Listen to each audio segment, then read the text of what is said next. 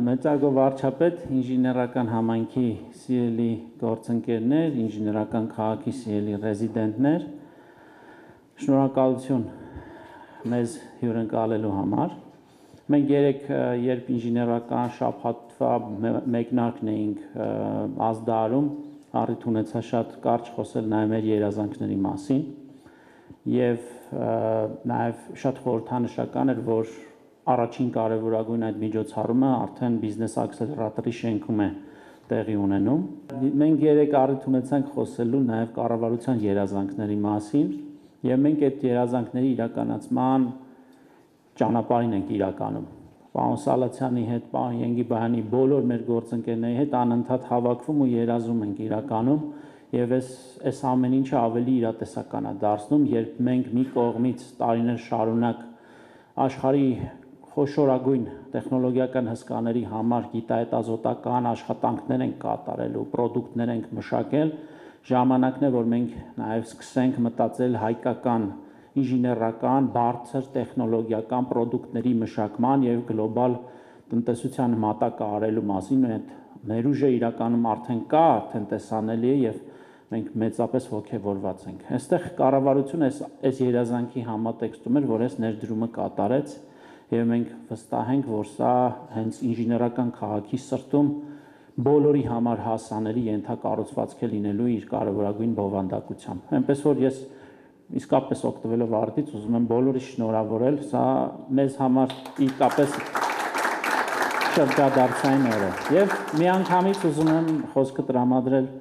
վարչապետին, դուք երևի նախաբան կասեք, որից հետո արդեն հարց ու պատասխանի ձևաչափով ես էլ փորձեմ մոդերացնել։ Նախ առաջին տպավորությունս ճիշտն ասած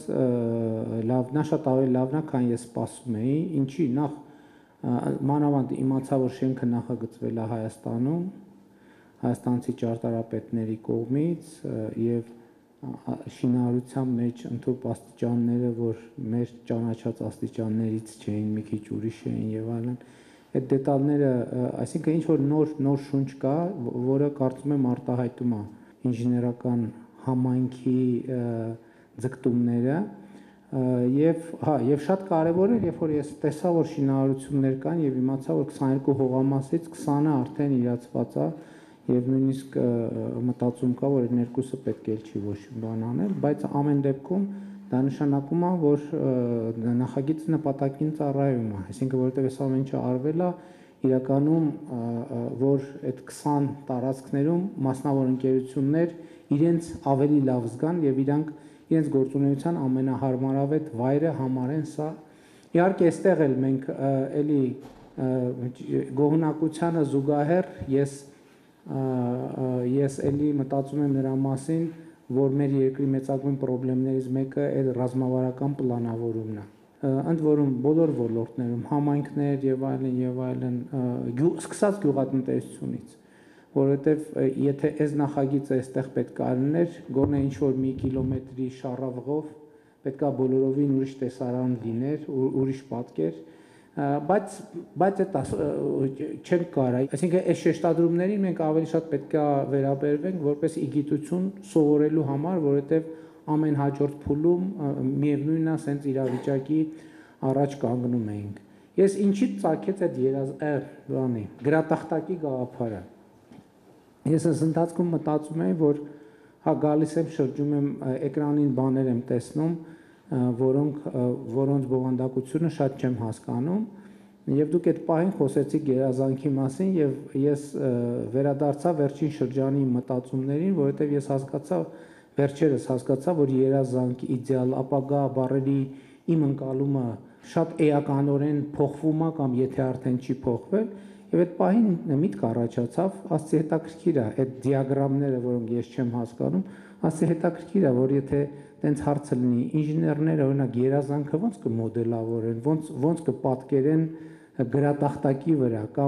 կամ իդեալը ոնց կմոդելավորեն, ոնց կպատկերեն գրատախ կամ ապագան ոնց կպատկերեն։ Ես իրականում դրանք այն բառերն են, որ ես երևի իմ քաղաքական գործունեության ընթացքում ամենաշատն եմ օգտագործել, բայց հիմա ես ինքս ինձ համար իմ ճանապարհին գտնվում եմ մի փուլում, որ իդեալ ապագա երազանք հասկացությունները վերագնահատելու եւ վերարևորելու մի փուլ է, որը ըստ էության ես առաջարկում եմ նաեւ Հայաստանի Հանրապետությանը, առաջարկում եմ նաեւ մեր քաղաքացիներին, մեր ժողովրդին, որովհետեւ այդ բոլոր բառերը մեր ստանդարտ մտածողության հետ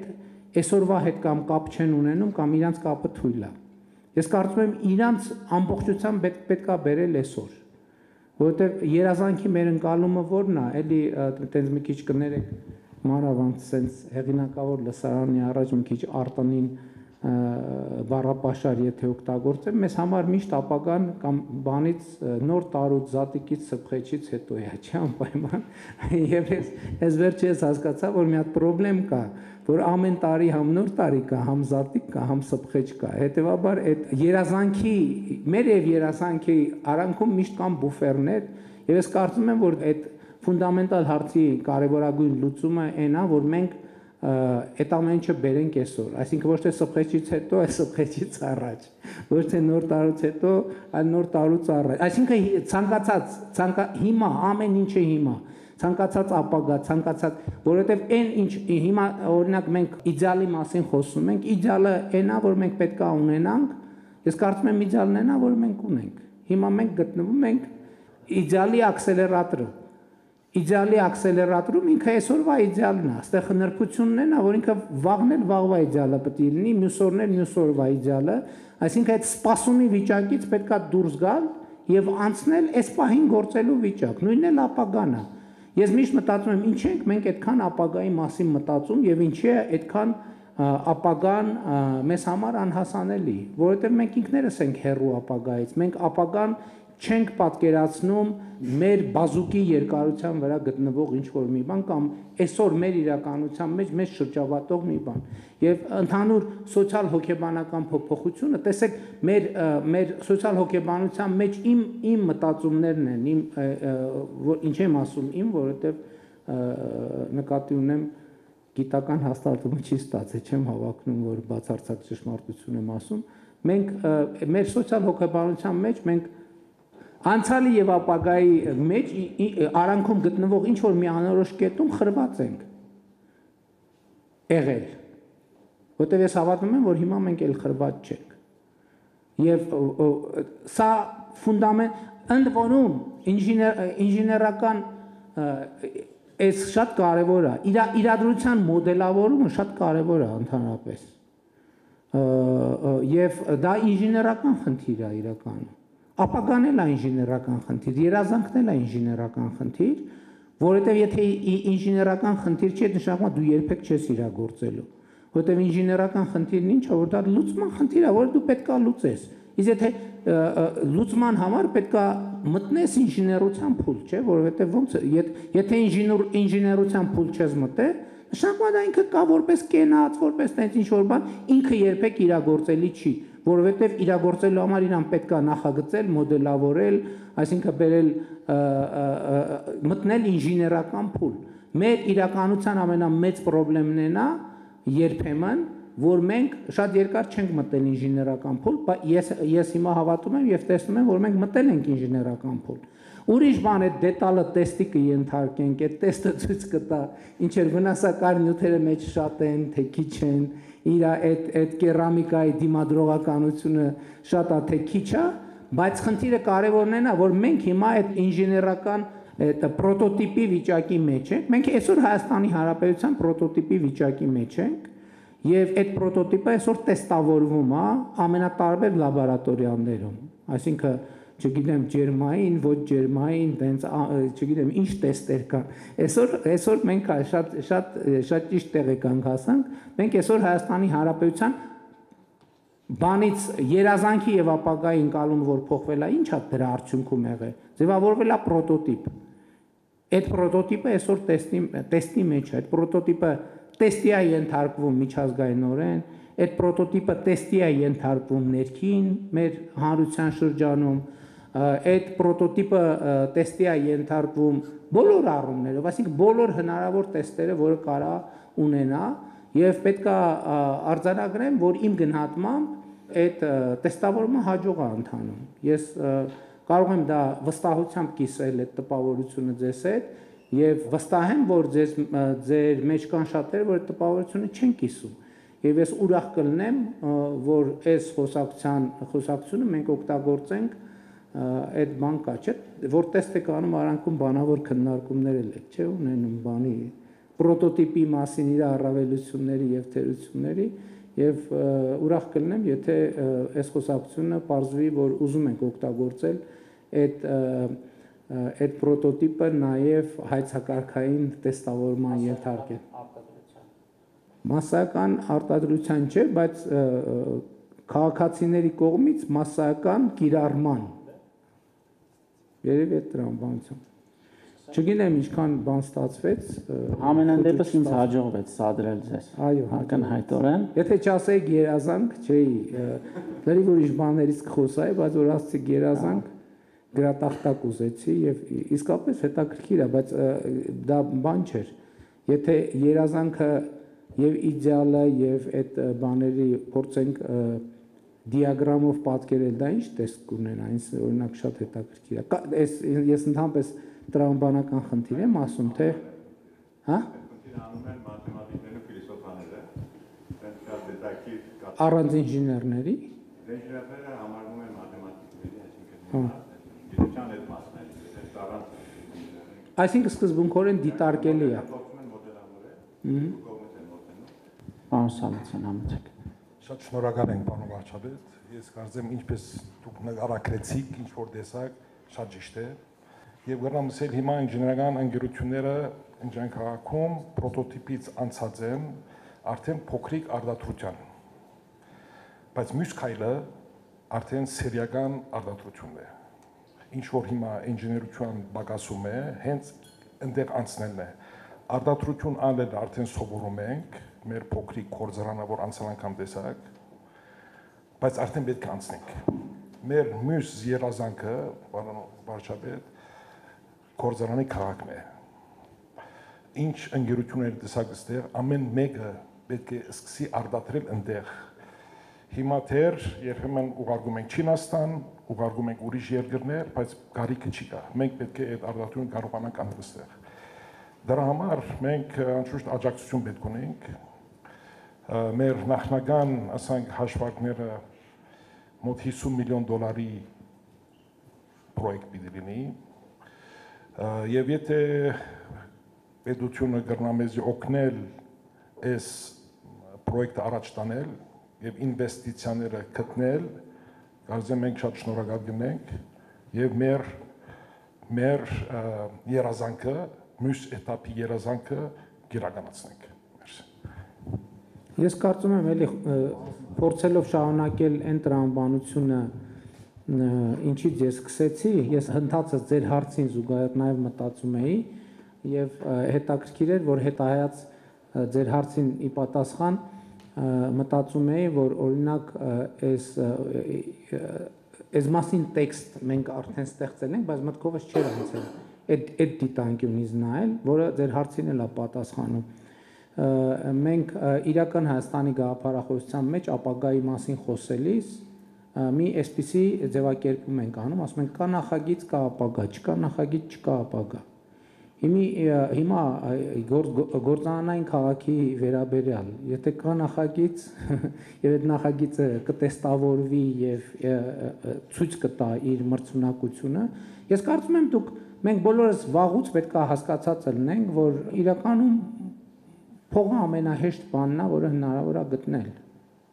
Այստեղ խնդիրը այն է, թե մենք ունենք արժեցող գաղափար, թե չունենք։ Եթե կա արժեցող գաղափար, կառավարությունը կլինի, մեկ ուրիշը կլինի, հաստատ դա տեղի կունենա։ Այսինքն եթե կա նախագիծ, որը տեստավորվում է եւ իր տեստը ցույց է տալիս, որ ինքը ապրող առողջ արդյունավետ նախագիծ է, կառավարությունը այո, բայց կարող է նույնիսկ եթե կառավարությունը այդքան չհասկանա, ասի ոչ, ուրիշ, բայց կառավարությունը ասում է այո։ Պարոն Մուսայելյան, համեցեք։ Էդուարդ Մուսայելյան, ՏՏ գործատոների միություն։ Պարոն վարչապետ, նախ շնորհակալ եմ նման քննարկման համար ու ես երկու հարց ունեմ, իրականում երկուսն էլ վերցրեցի ձեր խոսքից։ Առաջինը դուք սկսեցիք ռազմավարական պլանավորումից, այս տրամաբանության մեջ Միացյալ Նահանգների հետ ունեցանք վերջերս այդ համագործակցության հուշագրի ստորագրումը, ոլորտը շատ սպասում է ճանապարհային քարտեզին, ես կուզեի ձեզնից լսել ինչպես եք դուք այդ պատկերացնում, եւ լինելով երկրորդ հարցս վերաբերում է նրան, թե լինելով այս ինժեներական միջավայրում, այս հետարքիր միջավայրում, առանց թեկուզ գրատախտակի, ինչպիսին է ձեր երազանքը եւ ինչպես եք դուք տեսնում երկրի ապագան։ Երկրի ապագայի մասին ես գործնականում վերջին տարիներին միայն դրա մասին եմ խոսում, այսինքն ինչ էլ ասում եմ դրա մասին է։ Ես Հայաստանի ապագան պատկերացնում եմ իր միջազգային ճանաչված սահմաններով, բաց սահմաններով, խաղաղ, ժողովրդավարական եւ իրավական պետություն, այսինքն 29743 քառակուսի կիլոմետր, բայց այդտեղ մի հատ ֆունդամենտալ խնդիր կա, որովհետեւ իսկ ես ինչ նոր բան եմ ես ասում, թվում է թե տարօրինակ էլ է, որ այս մասին մենք խոսում ենք, բայց այո, մենք մեր տարօրինակությունների հետ պետք է առերեսվենք, իսկ սրա հիմքում ֆունդամենտալ մի արձանագրում է, որ մենք պետք է դադարեցնենք հայրենիքի փնտրտուքը եւ մենք պետք է դադարեցնենք երազանքի հայրենիքի փնտրտուքը, որովհետև Հայաստանի Հանրապետությունը մեր երազանքի հայրենիքն է։ Մենք գտել ենք այն հայրենիքը, որը փնտրում ենք եւ այլ հայրենիք փնտրելու անհրաժեշտություն չունենք, որովհետև այդ երազանքի հետ կապված, տեսեք, այդ շատ ուղիղ թղթակցվում է։ Իսկ ո՞րն է երազանքը, ո՞րն է։ Երբ որ մենք երազում ենք հայրենիքի մասին, մենք կորցնում ենք հայրենիքը։ Իսկ երբ որ մենք առերեսվում ենք, որ մենք մեր երազանքին հասել ենք, մենք էլ ենք հանդարտվում, բոլորն էլ հանդարտվում են եւ մենք կենտրոնանում ենք մեր գործի վրա, սկսում ենք մտածել ավելի շատ մտածել բարեկեցության, երջանկության, հարստանալու եւ հարստացնելու մասին։ Գիտեք ինչ, ես ընդհանրապես այս ճանապարհը շատ կարեւոր է, որովհետեւ ես նախկինում էլ ասել եմ, ես չգիտեմ դուք առիթ ունեցել եք լսել թե չէ, ես ասել եմ, որ այն ինչ որ ես հիմա ասում եմ եւ հիմա խոսում եմ, դա իմ անձնական տրանսֆորմացիան է, բայց վարչապետի պաշտոնում, ես շատ կարևոր է, որովհետև ես չգիտեմ ոչ վարչապետի պաշտոնում ես տրանսֆորմացիան կունենայի, թե չի ունենա, վստահ չեմ, որովհետև ես նախկինում էլ առիթ ունեցել եմ ասելու, որ մենք մեր քաղաքական համակարգի ամենամեծ խնդիրներից մեկն է այն ա եղել, որ Հայաստանում իրական քաղաքական կուսակցություններ շատ չեն եղել։ Հայաստանում իմ ընկալմամբ գաղափարաբանորեն եղել է մի կուսակցություն, եւ այդ կուսակցության ոնց ճիշտ ասեմ, որ բանը լինի,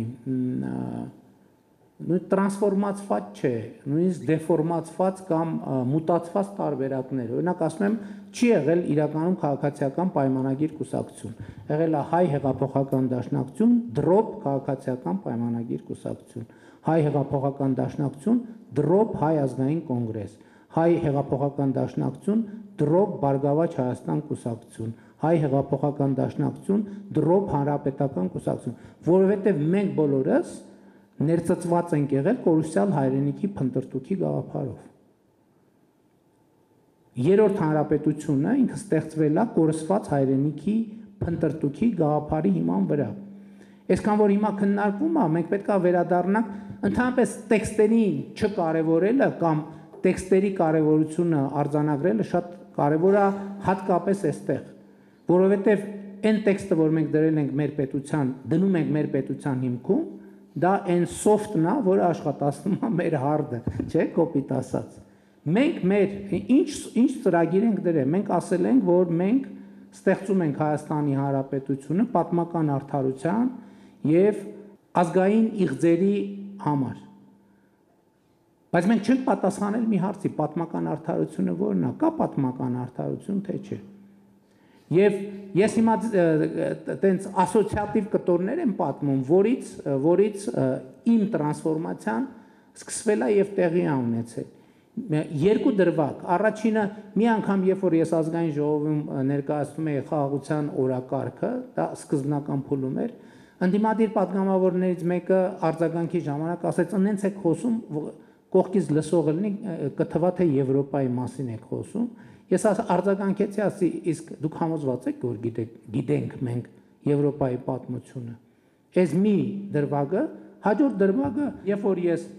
ըստ էության, երբ որ շփվում ենք տարբեր երկրներում ժողովուրդների մարդկանց հետ, տեսնում ենք, որ Եվրոպայում մի պետություն գոնե չկա, որ իր տարածքով բավարարված է։ Չկա գոնե մի պետություն, որտեղ այդ միտումը չլինի, որ իր տարածքի մի հսկայական մասը մնացել է հարևանի տարածքում։ Չկա, այդպես երկիր չկա։ Բայց ինչի վրա է հիմնված այսօրվա Եվրոպան։ Այսօրվա Եվրոպան հիմնված է արգելակի վրա, որ մի X պահի ասում են լավ, եկեք արձանագրենք, որն է լավ, ի վերջո, որն է մեր միջազգայինորեն ճանաչված տարածքը։ Էսա մեր միջազգայինորեն ճանաչված տարածքը։ Ուրեմն մենք ապրում ենք եւ աշխատում ենք ստեղ, սա մեր պետությունն է, սա մեր հայրենիքն է։ Այսինքն այդ մենք շատ խոսում ենք, չէ՞ որ մենք մենք պանդուխտի հոգեբանություն ունենք, մենք սիրում ենք պանդխտել եւ մենք խոսում ենք մեզ համար որպես անհատ։ Բայց պանդխտելը մենակ բան չի, ֆիզիկապես տեղաշարժվելը չի։ Պանդխտելը այդ նաեւ այնա, որ դու քո տեղում նստած, բայց դու պանդխտում ես անընդհատ։ Որովհետեւ ես էլի հարց եմ տալիս, ասում եմ, սիրելի հայրենակիցներ, ինչի է որ Գերմանիայում կամ բանում Իտալիայում ֆուտբոլի թիմերը կարան լինեն Միլան, Ռոմա, չգիտեմ, ես այդպես մեծ էքսպերտ չեմ ֆուտբոլի, Մարսել Ֆրանսիայում կարան լինի, Փարիզ Սեն-Ժերմեն կարան լինի եւ այլն։ Հայաստանում ֆուտբոլի առաջնության ցանկը նայում ես Ալաշկերտ, Վան եւ այլն։ Ոնց որ մի հատ Շիրակ կա, այն էլ խորթային միությունից ինչ որ ձևերով այդ իրավակազմակերպական ձև մնացել է։ Հա, Արարատ, ինչի է որ սուպերմարկետ որ բացում ենք, մեր առաջին միտքն է նա, որ Իրանը կամ Ադանա պետք է լինի, կամ Վան, կամ Մուշ։ Ինչի՞ց է դա։ Ինչի՞ց է, մենք պետք է առերեսվենք, ինչի՞ չի կարող լինի ֆուտբոլի թիմը Հրազդան, ով կարա բացատրի։ Ինչով է Դիլիջան անունը, Արտաշատը մեր պատմական մայրաքաղաքն է։ Մեր ինքնության բանն է, առանցքն է։ Ինչի՞ չկա Հայաստանում Արտաշատ անունով ֆուտբոլի թիմ։ Արմավիր անունով ինչի՞ չկա ֆուտբոլի թիմ։ Արարատի հետ կապված ես պրետենզիա չունեմ, որովհետև մենք Արարատ քաղաք ունենք։ Այդտեղ խնդիր ես չեմ տեսնում։ Այսինքն սրանք հարցեր են, որոնց մենք պետք է առերեսվենք։ Հաջորդ հարցը, երբ որ այս ամեն ինչը տեղի է ունենում, չէ, այս պատմությունը, մեկ էլ ինչ որ երբ որ քննարկվում է թե ովքեր են դավաճանները եւ ովքեր են պատրիոտները, հայրենասերները, սկսում ես մտածել հայրենասեր բառի մասին եւ սկսում ես մտածել հայրենասիրության մոդելի մասին եւ սկսում ես մտածել, ասում ես հիմա ինքդ քեզ հետ խոսում ես, չէ՞, դու քեզ հարց ես տալիս, ասում ես ես հայրենասեր եմ, թե հայրենասեր չեմ։ Հիմա լավ, այսքան մարդ որ ասում է դավաճան եւ այլն, բայց այնուամենայնիվ էլ դու քեզ հետ խոսա, դու հայրենասեր ես, թե հայրենասեր չես։ Ու սկսում ես մտածել, մեկ է գալիս ես, ուզում ես մոդելավորես հայրենասիրությունը։ Ուզում ես գրատախտակի վրա նկարես, մոդելավորես հայրենասիրությունը։ Հետո սարսափով արձանագրում ես, որ քո հայրենասիրության բոլոր սիմվոլները առանց բացառության ստեղծվել են 40-ից 75 թվականների։ Եվ ասում ես, բայց մի րոպե, ո՞նց կարա տենց լինի։ Ո՞նց է, որ անընդհատ, ո՞նց է լավ, այս հայրենասիրության մոդելը, որ ստեղծվել է, բա այդքան կարդացել ենք, որ Խորհրդային Միության գլավլիտը, ամեն տառը, ամեն նախադասությունը պետքա ունենար թույլտվություն, պետքա ունենար հնարավորություն, բա ո՞նց որ մեր հայրենասիրության մոդելը, ո՞նց որ Չարենցին ու Բակունցին Խորհրդային Միությունը 37 թվին ոչնչացրեց ու հանկարծ ընդ որում մի մասին գուլագներից հետ բերեցին։ Ասին հələ ինչեր ունեիք, հələ մի հատ բերեք տենանք ինչ կա, ինչ եք գրել կամ ինչ սևագիր կամ նախագիծ ունեիք։ Եվ այլն եւ այդպես շարունակ։ Մենք այս հարցերին պետք է առերեսվենք, թե չպետք է առերեսվենք։ Մենք խոսում ենք մեր կախվածությունների մասին։ Եվ մենք դժգոհ ենք մեր կախվածություններից, ճիշտ է։ Մենք մեր կախվածությունն էլ պետք է մոդելավորենք։ Այդ ինչ է այդ կախվածությունը։ Ինչի վրա է հիմնված այդ կախվածությունը։ Այդ կախվածությունը հիմնված է մենակ մի բանի վրա։ Մեր միջավայրի նկատմամբ մեր վախից։ Մեր միջավայրի նկատմամբ վախից։ Այսինքն մեզ կախված լինելու համար պետք է մենակ մի բան՝ վախ մեր միջավայրի նկատմամբ։ Եվ ընդ որում այդ վախը ունի օբյեկտիվ հիմքեր, հարցը դա չի, դրա մասին չի։ Բայց խնդիրն է նա մենք այդ վախը ուզում ենք կառավարենք, որի արդյունքում մենք ունենանք անկախություն, թե մենք թողելու ենք, որ մեզ շարունակեն կառավարել մեր վախերով։ Ընդ որում, երբ որ մենք շարունակում ենք կառավարել մեր վախերով, շատ լավ էլի համաձայն ենք, հենց ինչ որ մի մասով մենք գիտակցված կառավարվում ենք այդ վախերով։ Բայց երբ որ եկավ այդ գիտակցության առարկայացման ժամանակը, ես նկատի ունեմ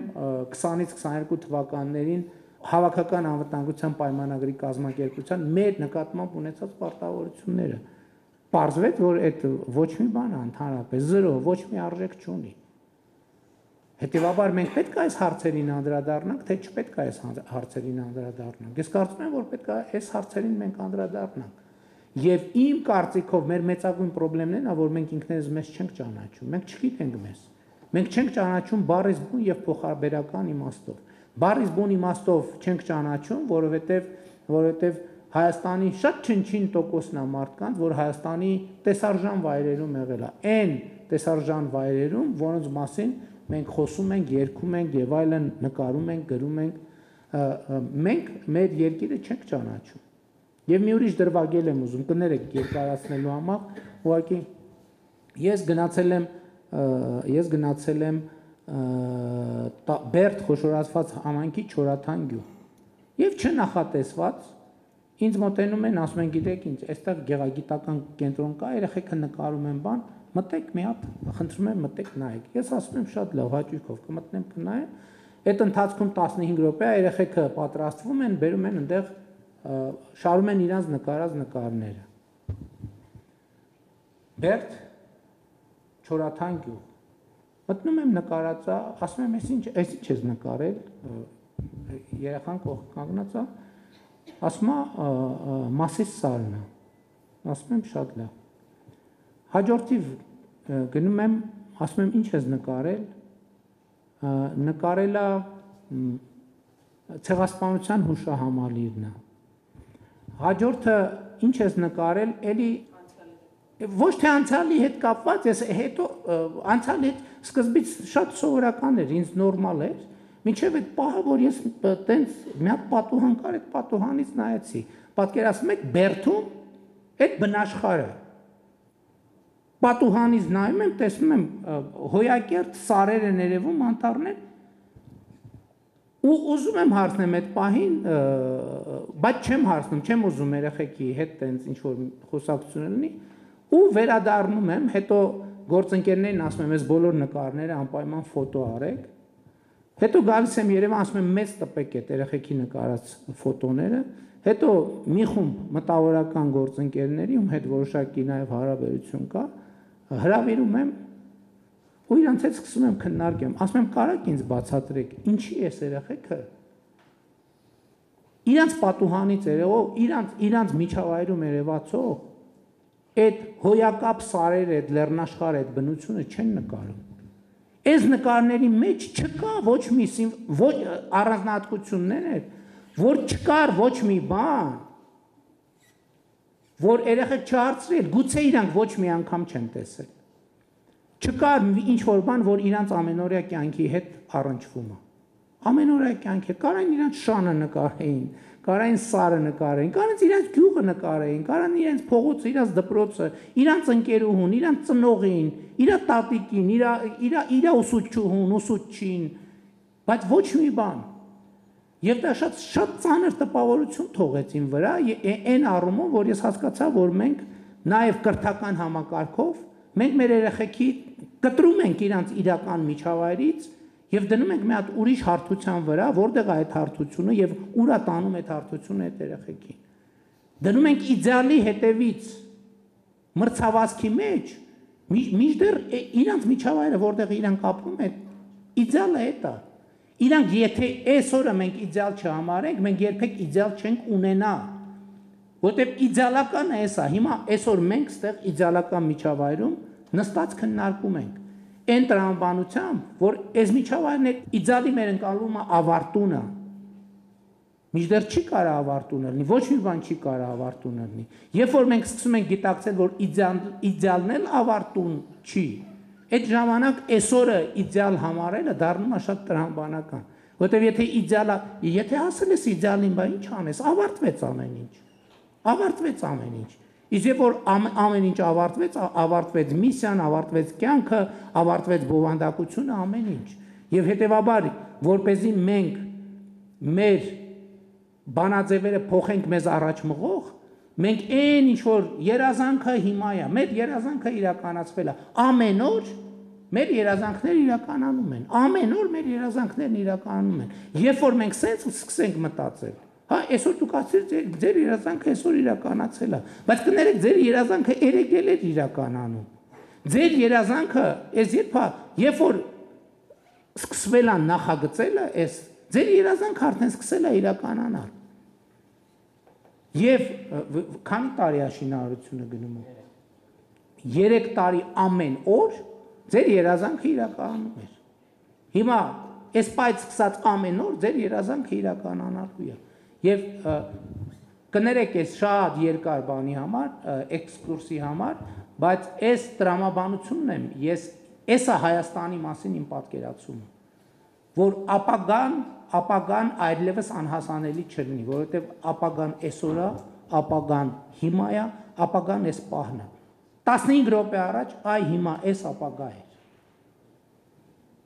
3 րոպե առաջ էր ապագա, 20 վայրկյան առաջ էր, մի վայրկյան առաջ էր ապագա էր, հիմա որ ես ձեզ նայում եմ ու ինչ որ բառ եմ արտասանում։ Այդ ապագան, այն մյուս ապագայից ես առաջարկում եմ, որ հրաժարվենք,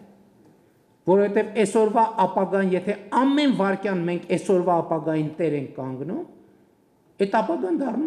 այսօրը դառնում է հավերժական, այսինքն մենք մեր պատմության մեջ էլ ճեղքեր չենք ունենում, չի ընդհատվում մեր պատմությունը։ Երբ որ մենք մեր պատմությունը հետ ու առաջ մեզնից կտրում ենք, այդ խրված վիճակում, ոչ անցյալն ենք կարողանում հասկանալ, ոչ ապագան ենք կարողանում բերել։ Հետևաբար, կներեք այս շատ երկար պատասխանի համար, ուղղակի տենց այդ երազանք բառից տենց ինձ մտորումների մեջ գցեցիք։ Երկրորդ հարցը հուշագրերի հետ կապված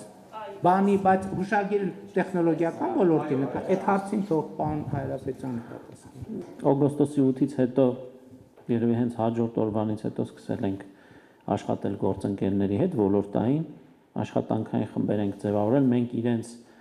մեր կարիքները կոմունիկացրել ենք, ասել ենք, թե որ ուղղությամբ ենք պատկերացնում այդ ռազմավարական համագործակցություն ասվածը, որ շատ պրակտիկ, շատ կոնկրետ ուղղություններ ենք բանարել, կոմունիկացրել, այսինքն աշխատանքային խմբերը աշխատում են, չեմ ասի, որ շատ արագ արդյունքներ կան, բայց գուցե թե նաև օբյեկտիվորեն սկսած տեխնոլոգիաների արտահանման լիցենզիաների տրամադրումից ունենք որոշակի կամ գուցե մեր ակնկալիքներն էին այլ, իրականությունը այլ է, նաև այդ շփումների արդյունքում մենք հասկանում ենք, թե ինչպես է աշխատում նաև Միացյալ Նահանգների պետական համակարգը, բայց ամենօրյա ռեժիմով աշխատում ենք, այսինքն այն ինչ որ դրված է այդ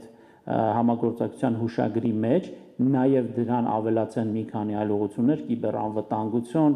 եւ մի քանի այլ ուղղություններ եւս, այսինքն չենք սահմանափակվել կիսահաղորդչային ինդուստրիայի եւ AI-ի մասով, մի 4-5 ռազմավարական ուղղություններով սկսել ենք աշխատել։ Պարոն վարչապետ, հարցս կլինի կոնտեքստում ինչ որ ներկայացվեց ձեր կողմից այդ շեշտադրումների, հայտնի խորհրդային շրջանի ղեկավարի խոսքերը հիշելով, ով ասում էր, որ շատ դեպքերում ամեն ինչ որոշում են կադրերը։ Հարցս հետևյալն է, ձեր մտքում կամ ձեր օրակարգում ինչ ռազմավարություն կա, մասնավորապես կարճաժամկետ եւ միջնաժամկետ առումով կառավարությունում եւ առհասարակ Հայաստանում կադրային ոլորտի լավարկումներ իրականացնելու, այսինքն ավելի լավ որակյալ կադրեր ներգրավելու առումով։ Ոնց եք պատկերացնում այդ մասը։ Գիտեք, ես մի համոզմունք կիսեմ ձեզ հետ, որ այնուամենայնիվ կադրային հարցում մի կարևոր կոմպոնենտ կա, որը մեր իրականության մեջ թերագնահատված է, դա տվյալ գործող անձի գաղափարական պատրաստվածության հարցն է։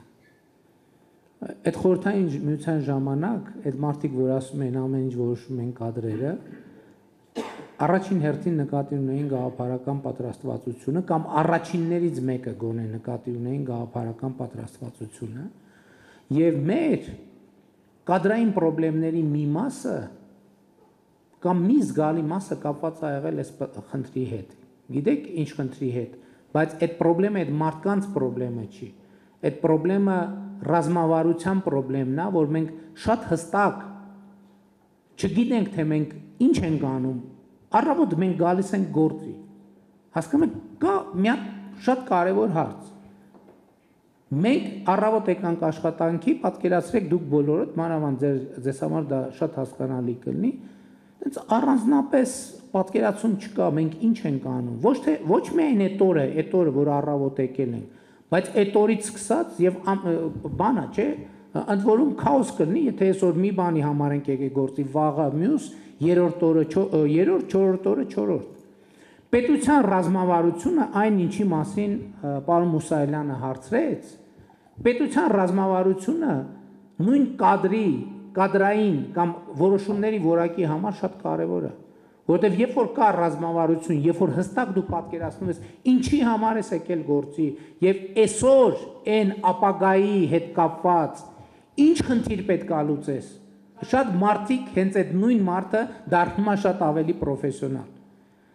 Ես բացարձակապես չեմ թերագնահատում միջևես մեզ հայտնի բոլոր պարամետրերը, սկսած կրթությունից, կրթությունը անընդհատ, շարունակական եւ այլն, բայց գաղափարական պատրաստությունը վեկտորը մենք ուր ենք գնում, որ ուղղությամբ ենք շարժվում, ինչ դա չափազանց կարևոր է եւ մեր կադրային լիքը հարցեր այն խնդիրները, որոնք կապվում են կադրերի հետ, շատ հաճախ կապված է եղել ռազմավարության բացակայության հետ, որովհետեւ մենք մոլորված ենք։ Հասկանում եք, ես ձեզ պարզ բան եմ ասում, որի մասին 2020 թվականի պատերազմից հետո Հայաստանի մասին մեր պատկերացումը, որն է այնուամենայնիվ Հայաստանը որն է։ Հասկանում եք, հնարավոր չի էֆեկտիվ կառավարել, երբ որ դու չգիտես քո հիմնարկը, հազար ներողություն, այս կոպիտ, երբ որ դու չգիտես քո հիմնարկը լավ որն է։ Հնարավոր չի կառավարել այդ հիմնարկը, երբ որ դու չգիտես քո հիմնարկը որն է։ Իսկ մեր խնդիրը բոլոր Հայաստանի բոլոր ժամանակների, բոլոր իշխանությունների մեծագույն խնդիրը եղել է այն, որ տենց էլ մեր ոչ մի իշխանություն չի իմացել լավ իր հիմնարկը որն է։ Ընդ որում տարբեր իշխանություններ չեն իմացել տարբեր չափով։ Մի իշխանություն չի իմացել այս չափով, մյուս իշխանությունը չի իմացել ավելի մեծ չափով, այն մյուս իշխանությունը չի իմացել ավելի մեծ չափով։ Հիմա իմ առաջարկը այն է, որ մենք կադրային հարցի լուծման համար գաղափարական պատրաստվածությունը։ Ասենք օրինակ Մասիս ծառը ինչի ենք մենք Մասիս ծառի բանը հանում սահմանային կնիքի վրայից։ Ընդ որում դա առաջացել է հայտնվել 2004 թվականին, որը արտահայտում է այդ իմ ասածը, որ մի իշխանությունը մի ձևի չի իմացել իր հիմնարկը որն է, մյուս իշխանությունը երկրորդ ձևի չի իմացել, այն մյուս իշխանությունը երրորդ ձևի չի իմացել։ Որովհետև մենք ուզում ենք իմանանք մեր հիմնարկը որն է, ժողովուրդ ջան։ Մեր հիմնարկը որն է։ Պատկերացրեք ակսելերացիոն կենտրոնը, գիտենք, այդքան է վստահ չենք, ինչքան է, որտեղ է, հնարավոր է կառավարել այդ, բացառված է, չենք կարող կառավարել։ Եվ լավագույն կադրերն էլ կշփոթվեն։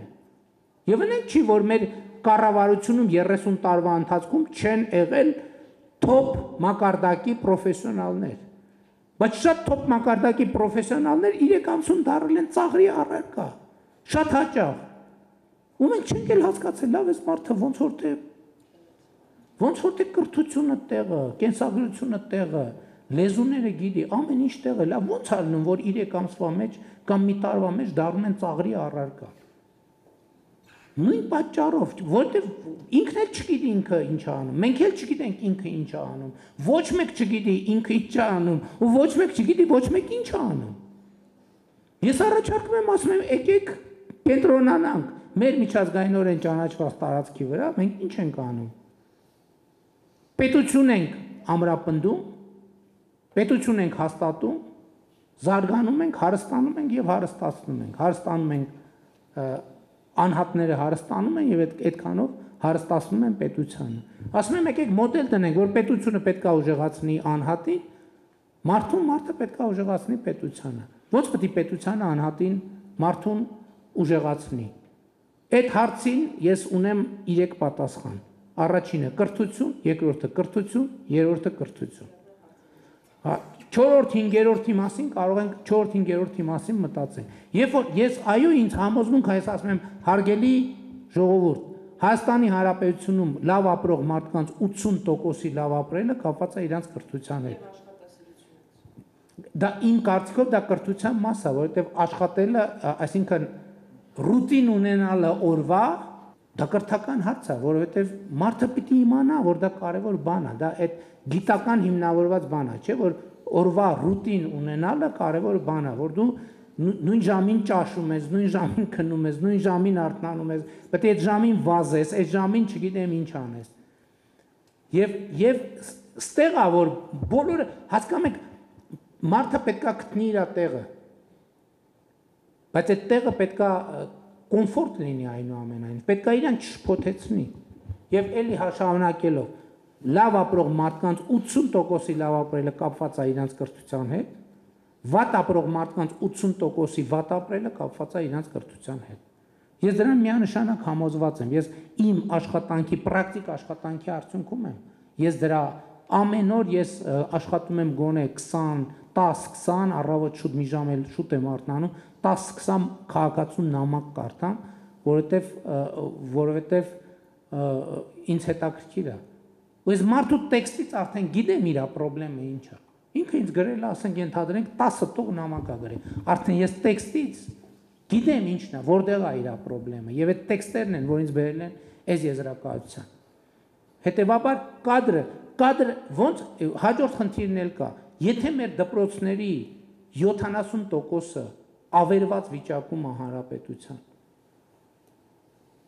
կառավարությունում կներեք լավ կադրը ինչի պետք է գա աշխատի, դուք ինչի պետք է գա կառավարությունում աշխատեք։ Դուք կգաք կառավարությունում 200,000 դրամով կաշխատեք, եկեք, բոլորիդ հրավիրում եմ։ Ոչ մեկը չեք գա, չէ՞, նույնիսկ հա տենց որ առաջարկ անեմ ձեզ կժպտակներ։ Ինքը կներեք, հոп ինքը մեր քաղաքական գործունեության շատ վաղուցման մասնակից է, շատ երկար, հա։ Իհարկե չէր գա։ Կարող է մի հատ sense խիստ քայլ անենք ու այդ քայլին գնանք ու վերանայենք պետական ապարատի։ Հիմի դրան նախագիծը կա, ես ձեզ անկեղծ ասեմ, այդ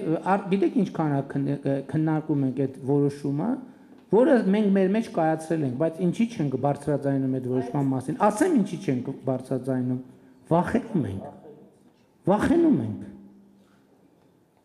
Վախենում ենք, որովհետև նոր առիթ ենք տալու, որ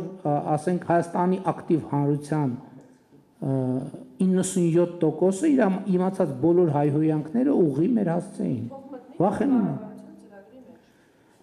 Մտածում ենք, հիմա այդ բոլոր սխեմաները կան, պատրաստ են, հիմա որոշումները կայացված են, հիմա ես հանձնարարել եմ, որ մենք հանրային կոմունիկացիա ռազմավարություն մտածենք, թե ոնց անենք, որ հայհոյանքները ճիշտ կառավարենք։ Խնդիրը ինժեներներից դեպի։ Հա? Ինժեներների հետ համատեղ են խնդիրը ձևակերպել։ Այդ էլ հաջորդ բանն է, որ պաշտոնական ձևակերպումը հետևյալն է, որ պետական հատվածում աշխատանքը մրցունակ չի մասնավոր հատվածում աշխատանքի հետ։ Բոլոր լավ մասնագետները դուք գիտեք որտեղ են, ու իրանց մենք խնդրենք աղաչել, քչերը, հա, նրանք ովքեր այդ բանը գաղափարական պատրաստվածությունը երբ որ ասում է, դա, հա, գաղափարական պատրաստվածությունն է, ինչ որ մի ժամանակից հետո մարդը կասի լավ, հա, օքեյ, գնամ 2 տարի հլտենամ ինչքան կձգեմ աշխատեմ, կձգեմ թե չէ, մի հատ եւ համեցեք։ Պարոն վարչապետ, Սեդա Սահակյան, Գյումրու տեխնոլոգիական կենտրոն։ Գյումրու տեխնոլոգիական ստեղծումից ի վեր Գյումրին դարձել է ՏՏ ոլորտի ընկերությունների համար ավելի գրավիչ, ու ցանկությունը Գյումրիում ունենալ մասնաճյուղեր ավելի մեծացել է։ ու մեր այս փորձը կիրառելով մենք շատ կցանկանայինք, որ օգտագործելով մեր Մեղրի եւ Սիսիան համայնքների լաբերը, Կապանում, Սյունիքի մարզի կամ այլ համայնքում ունենանք տեխնոլոգիական կենտրոն։ Եվ իմ հարցը հետեւյալն է. ինչպես եք պլանավորում մարզերի զարգացումը IT ոլորտի շրջանակում։ Ես որ դրա մասին մտածել եմ IT ոլորտի շրջանակում, առաջին գործողություն ինձ համար ակնհայտ է եղել, որ մարզերում պետք է լինի նորմալ որակի ինտերնետ, որովհետև առանց նորմալ որակի ինտերնետ տարբերակ չկա։ Հիմա մենք ունենք նորմալ որակի ինտերնետ մարզերում, սարերում, ձորերում, ինչը շատ կարևոր նախադրյալ է, եւ մնացած հատվածներով մենք ինչ ծրագրեր ենք անում, նախարարը ավելի ճիշտ կասի։ Նախատեսում ենք Կապանում առնվազն այդ երկխոսությունը կառավարությունը մեկնարկել է Կապանում տեխնոլոգիական կլաստերի գաղափարն ենք քննարկում, ինչու, որովհետև ունենք եւ ակադեմիական շրջանակ եւ մարդկային կապիտալ, այսինքն այնպիսի մի բարենպաստ միջավայր, որ Կապանում իսկապես մենք տեսնում ենք այդ հնարավորությունը եւ կրթական կոավ թումո մի խոսքով, այսինքն անհրաժեշտ բոլոր բաղադրիչները առկա են, մենք տեսնում ենք այդ հնարավորությունը, այս մտքին իրականում ենք վերջերս եկանք հատկապես Իջևան մեր այցից հետո, երբ մենք մեզ համար պարզեցինք, որ ունենալով Արմատ, ունենալով Ինո Իջևան, այնտեղ տեղափոխվել է Microchip հանրահայտ ընկերությունը արդեն տեղից կադրեր է ներգրավում, մասնաճյուղեր են բացում, այսինքն այս մոդելը ակնհայտորեն իրեն արդարացնում է, պարզապես պիտի հասկանանք, թե կոնկրետ ինչ տվյալ տարածաշրջանի առանձնահատկությունների հիման վրա պիտի այդ մոդելը ձևավորվի, մեր քաղաքականությունները տանում են դրան, այսինքն մենք մարզերում ակնհայտորեն տեսնում ենք չօգտագործված մարդկային լրջագույն մասնագիտական ներուժ, որի մեջ ներդրում կատարելով մենք վստահաբար մարզերում կկարողանանք այդ կարողությունները մեծացնել ու նաև այսինքն այդ ընկերությունները, որոնք Երևանում կենտրոնացված են, դիտարկեն մարզերը որպես հավելյալ ռեսուրս իրենց համար։ Դե տեսեք, ես ձեր հարցին ավելի քաղաքական պատասխան տամ, շարունակելով նրանից ինչից սկսել եմ, որովհետև իրականում ասեմ, դա մեր կարևոր ռազմավարական ծրագրերից մեկն է, որ մարզերում հնարավոր լինի տեխնոլոգիական ոլորտի գործունեությամբ զբաղվել։ Բայց ես էլի ուզում եմ մի միտքը շարունակեմ, նույն Կապանում, չէ՞, ինչա պետք որ տեխնոլոգիական ոլորտը զարգանա։ Պետք է ինտերնետ, պետք է խաղաղություն։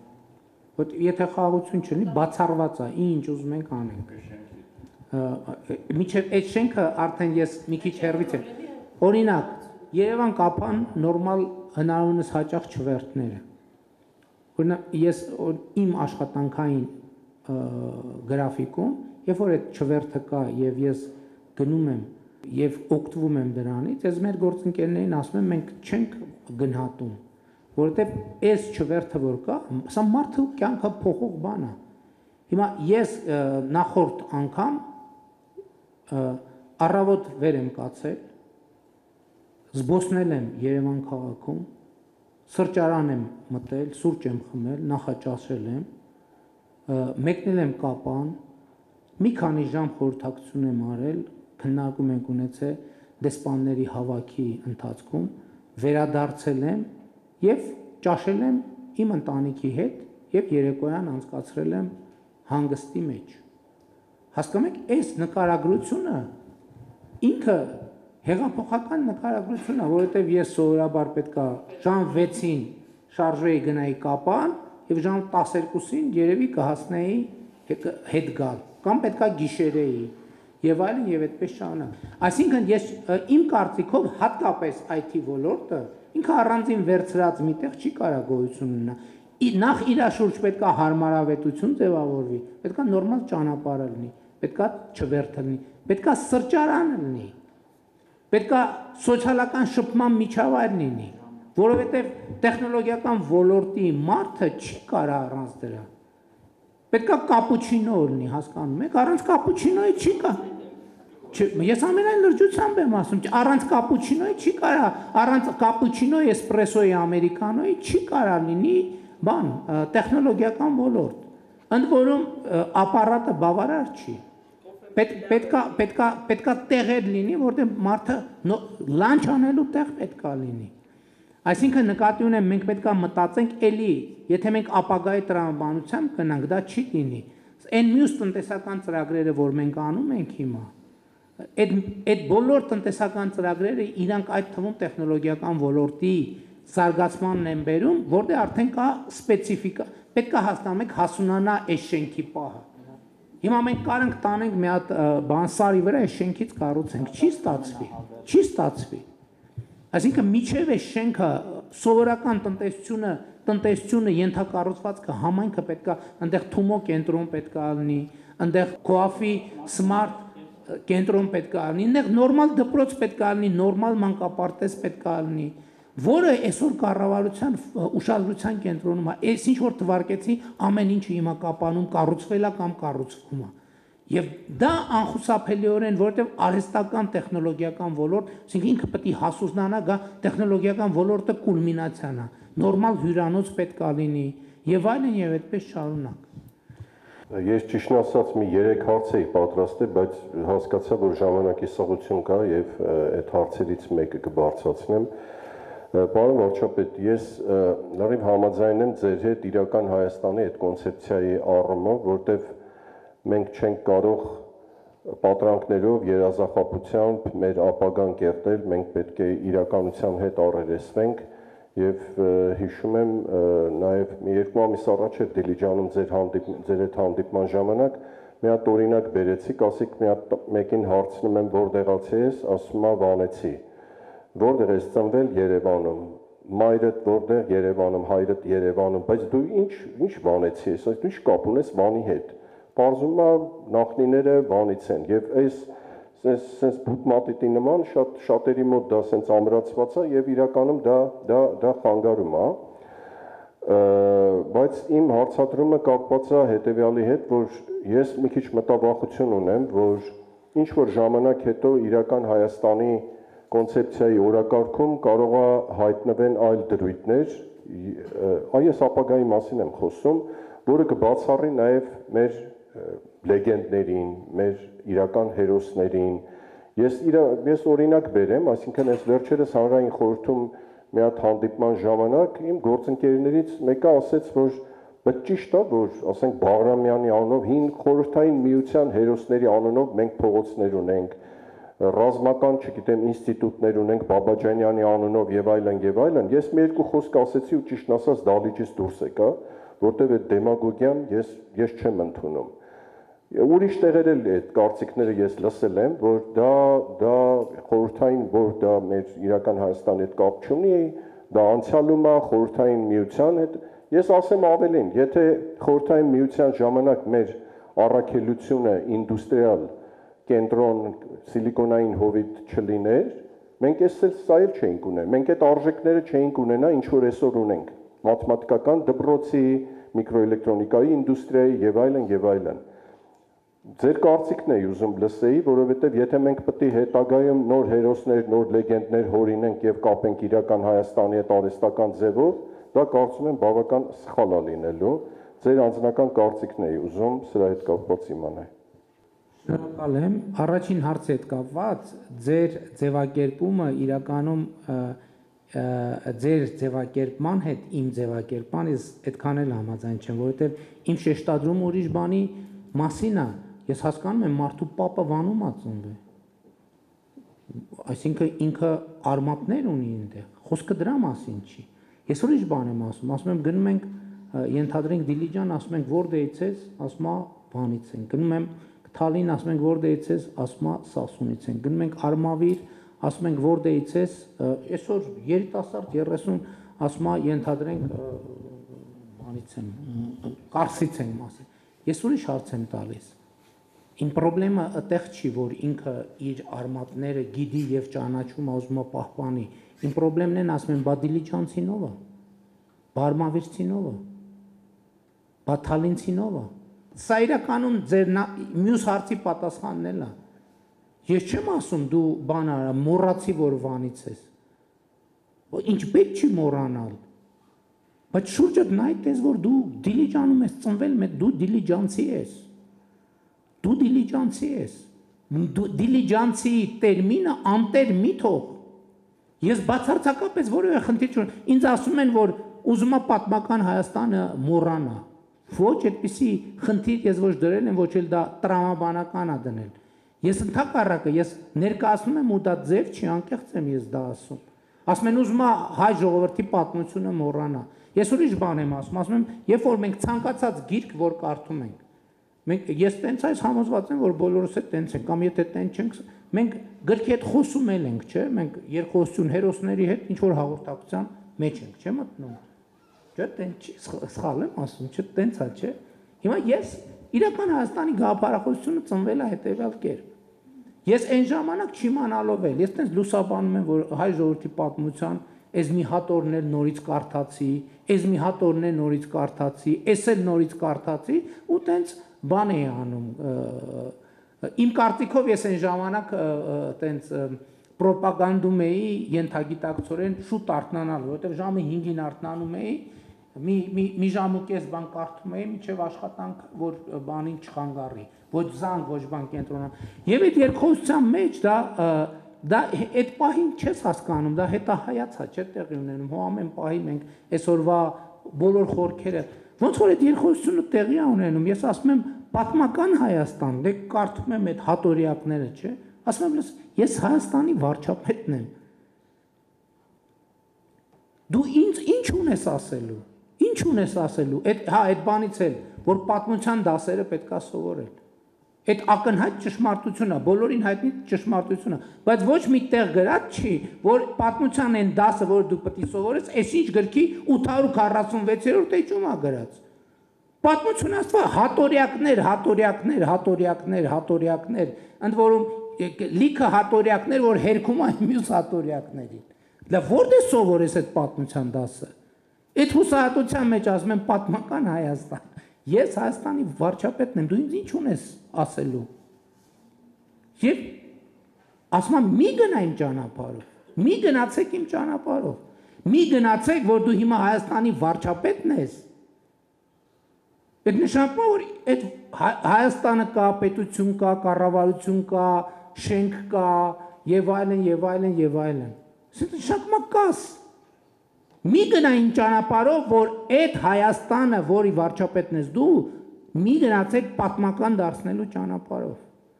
Եվ իրական Հայաստանի գաղափարախոսության հեղինակը այդ թվում պատմական Հայաստանն է ծնվել, պատմական Հայաստանից սովորած դասերով է դա եկել։ Հայ ժողովրդի պատմությունը կարդում եմ, ասում եմ, հայ ժողովրդի պատմություն, ես Հայաստանի վարչապետն եմ, ինչ ունես ինձ ասելու։ Ասում եմ, մի կրկնեք ինձ, կարակ, այ ձեր ցավը տանեմ, կարակ մի անգամ չկրկնեք ինձ։ Ինչքան կարելի է անընդհատ, ինչքան կարելի է կրկնել։ Ես չգիտեմ, գուցե ուրիշ ժողովուրդների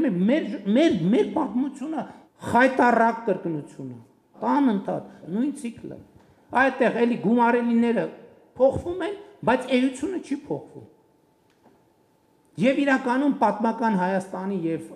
իրական Հայաստանը պատմական Հայաստանի երեխան է։ Ինչ վերաբերվում է Բաղրամյանին, իդեան, ինչ որ դուք ասցիք, ձեր ասացի ամեն ինչի հետ համաձայն եմ, բացի մի բանից, որ ասել եք ու դուս եք եկել։ Հասկանում եք, մենք պետքա չունենանք փակ թեմաներ։ Եկեք շատ լավ, եկեք քննարկենք, հասկանում եք, մենք չպետք է ստեղծենք միջավայր, որտեղ մարդիկ վախենան հարց տան։ Հանդիպումը վերջանում է։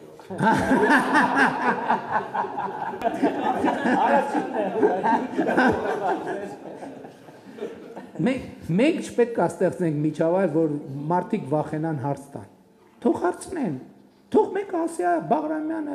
էս, մենք էլ ասենք գիտես ինչ։ Ի վերջո խնդիրը նրա մասին է, որ մենք էլի